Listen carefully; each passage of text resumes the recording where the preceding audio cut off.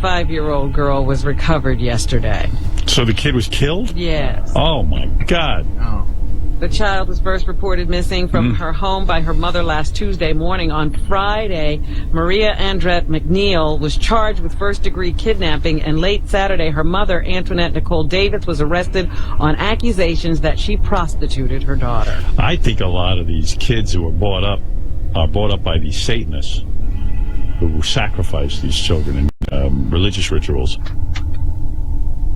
In June 2017, Dutch banker Ronald Bernard garnered worldwide attention when he did an interview blowing the whistle on the dark and secretive world in which he was involved.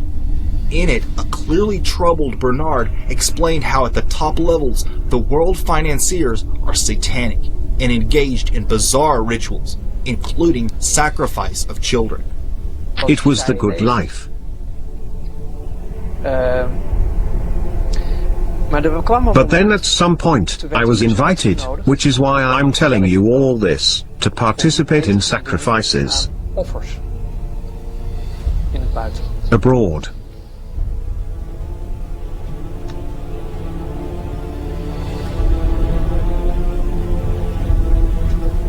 That was the breaking point.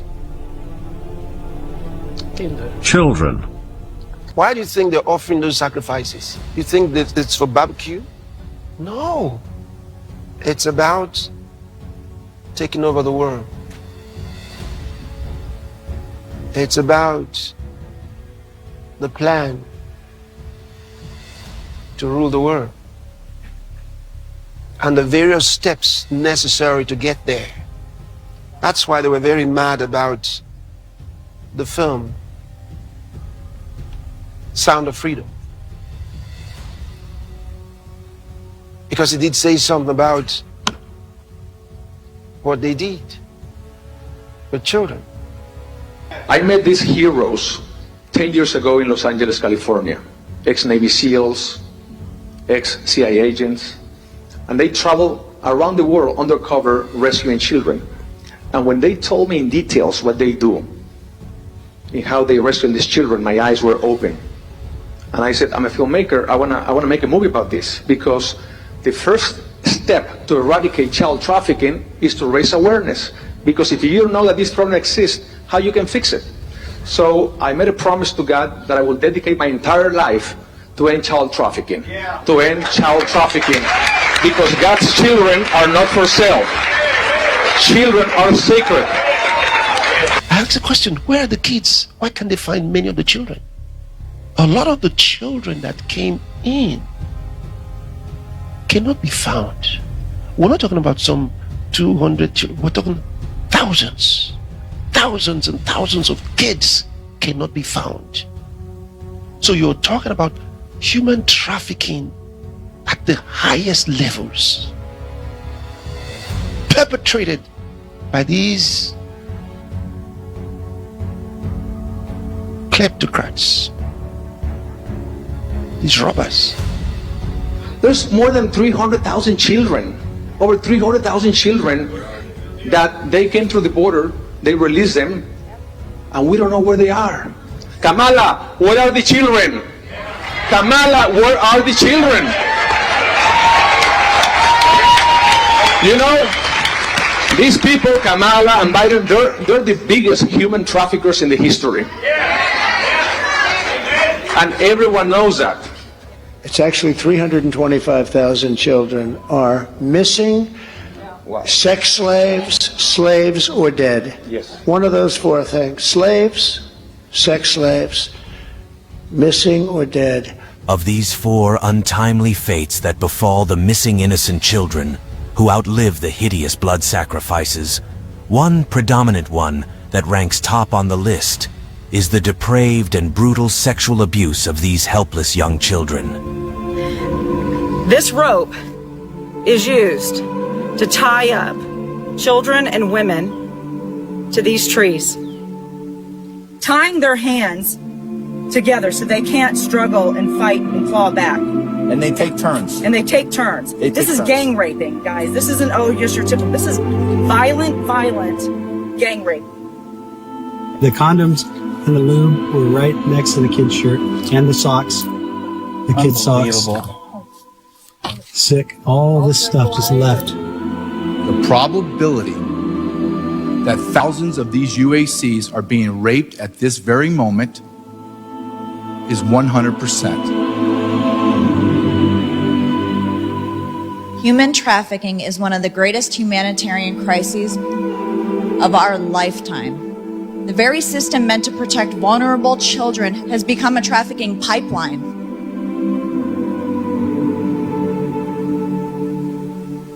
Children, boys and girls, are being sold for sex. Cases of migrant children as young as 8 with sexually transmitted diseases. 8 years old. I was ignorant. So the fastest growing enterprise in the world is child sex trafficking. Fastest growing criminal enterprise in the world is the selling of people between the ages of 12 and 17 years old in New York City. This little girl was raped. We guess about 60,000 times before she was finally set free.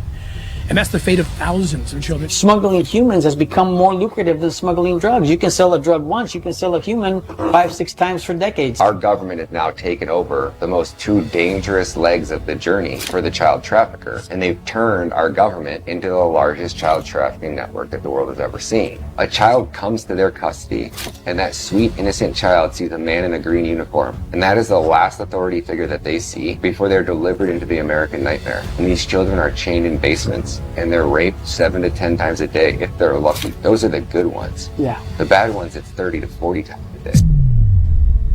Some of these missing children are sold into the international slave trade.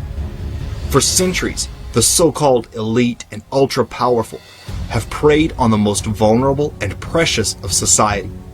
Now, more than ever, there is a global demand for children. There are auctions where such victims are sold as sex slaves to international bankers, politicians, and the very wealthy. They give any indication of how much it costs to buy one.